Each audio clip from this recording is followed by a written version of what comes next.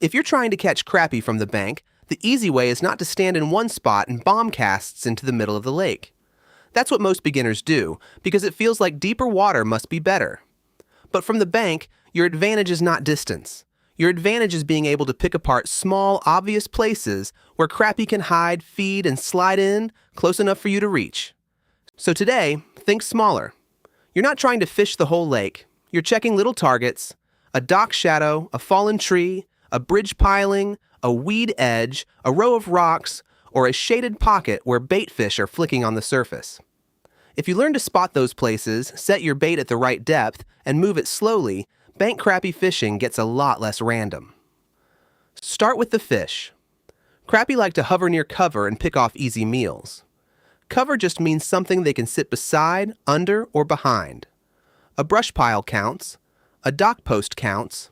A shaded wall counts. Even a rocky bank can count if it gives small minnows a place to hide.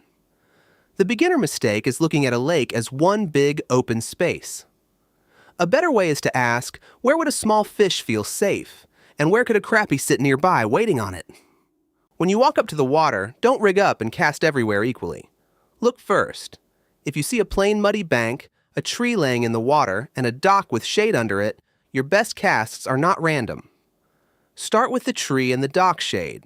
The empty bank is something you test later, not where you spend your best energy first. For gear, keep it simple. A light spinning rod is plenty. Light or ultralight makes small bites easier to notice, but you don't need expensive equipment to start. Use 4 to 6 pound line in fairly open water. If you're fishing thick brush and breaking off constantly, go a little stronger, but don't use line so heavy that a tiny jig stops moving naturally. The easiest beginner rig is a small jig under a small float. The jig is the tiny weighted hook with a soft plastic body, tube, curly tail, or hair. The float keeps that jig at one depth, and it gives your eyes something to watch. Start with a jig around 1/32 to 1/16 ounce. In clear water, try white, pearl, silver, or a natural shad color. In stained water, try chartreuse, pink, black, and chartreuse, or a dark body with a bright tail.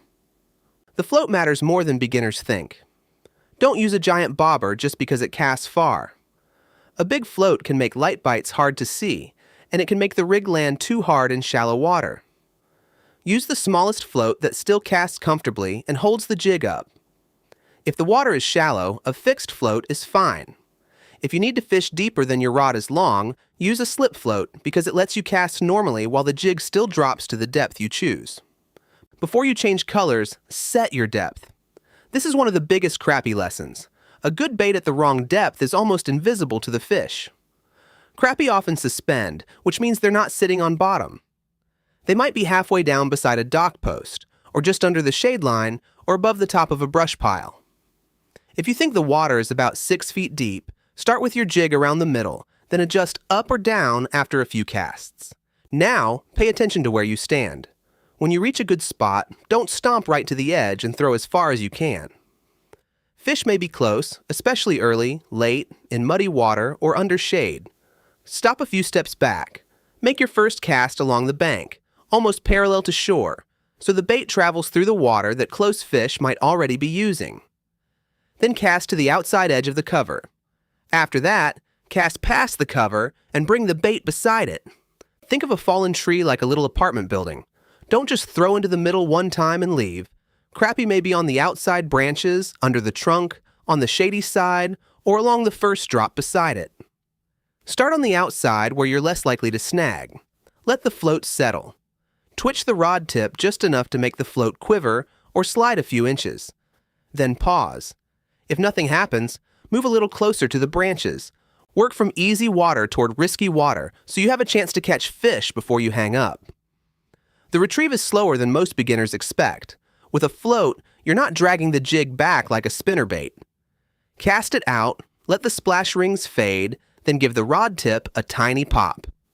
The float should barely move. Pause and watch. A bite might be a clean dunk, but it might also be the float leaning sideways, sliding slowly, or stopping when the wind should be pushing it. If the float does anything that looks wrong, lift the rod and reel. Don't swing hard. Crappie have thin mouths, so a smooth lift is usually enough. You can also fish a jig without a float, especially around deeper banks, bridges, or docks. Cast near the target, close the bail, and let the jig fall on a semi-tight line. That means you leave a little slack, but not a huge bow. Count it down as it sinks. Try a 3 count, then swim it back with tiny rod taps. If nothing happens, try a 5 count, then try a 7 count. The count gives you a repeatable depth. If you catch one on a 5 count beside a dock post, that's useful information.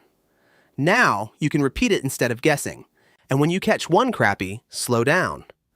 That is not the time to wander away. Crappie often group up. If one was sitting beside that brush pile at that depth, more may be there.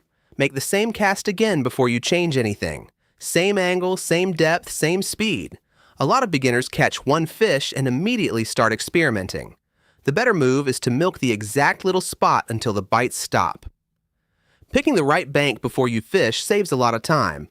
In spring, crappie often move shallow, so protected pockets with brush, docks, grass, gravel, or wood can be excellent.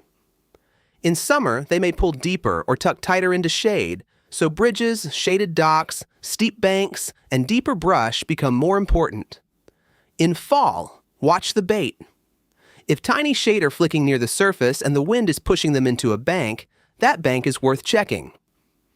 In winter, you usually want deeper water close to shore, like a bridge, a steep riprap bank, or a channel swing you can reach. If you're brand new, choose a bank with variety. A long, featureless shoreline is harder to learn on because there are fewer clues. A better beginner bank gives you a few targets close together. Maybe a dock, a point, a shaded corner, and some rocks.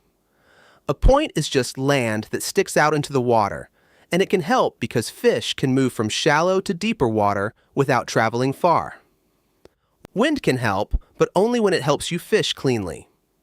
A light ripple blowing into a bank can push tiny food and baitfish towards shore, and crappie may follow.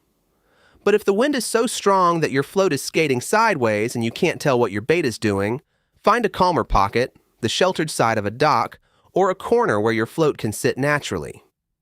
Control matters more than forcing a spot that looks good on paper.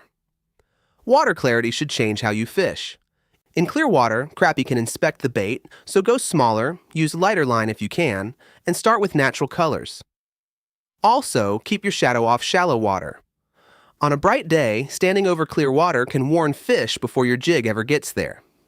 In stained or muddy water, help the fish find the bait. Use a brighter color, a darker silhouette, or let the jig hang longer beside the cover. If you can only see your jig a few inches below the surface, don't expect a crappie to chase it from far away. Put it close to the target. When nothing bites, don't rebuild your whole setup every few minutes. Change one thing at a time. First, change depth. Move the float shallower or deeper, or adjust your count down. If that doesn't work, change your casting angle so the jig passes beside the cover instead of straight over it. If that still doesn't work, slow down and let the bait sit longer. Only after that should you change size or color. Then move to the next piece of cover. That order keeps you from confusing yourself. Also, watch where your bait lands. If you splash a jig directly on top of shallow brush, you can spook fish or snag instantly. Land a little past the target, then ease the jig into position. Around docks, don't only fish the front edge. Try the shady side, the corners, the posts, the ladder, and especially the narrow line where dark shade meets bright water. Edges are ambush spots. Landing crappie is mostly about staying smooth. When the float goes under or the line jumps, lift, reel, and keep the rod bent. If the fish is small, swing it in carefully. If it's a better fish, guide it away from wood before it wraps you. A small net helps if the bank is steep, rocky, or muddy. And before you keep fish, check your local size limits, daily limits, and seasons, because those rules change by place. So here's your first trip plan. Bring one light spinning rod, a few small jigs, a couple small floats, and a slip float if you might need deeper water. Pick a bank with visible cover, shade, rocks, weeds, or quick access to depth. Before you walk right to the edge, make one close cast along the bank.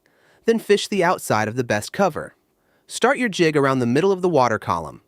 Twitch, pause, and watch the float closely. If nothing happens, adjust depth first, then angle, then speed, then color. If you catch one, repeat the exact cast. That's bank fishing for crappie the easy way. You're not trying to solve the whole lake. You're finding small places where crappie have a reason to be, putting a tiny bait at the right depth, and moving it slowly enough to look easy to eat. Next time you get to the water, pick one good-looking bank, work 3 pieces of cover carefully, and remember the depth and angle when you get a bite. That's how a confusing shoreline turns into a plan you can actually use,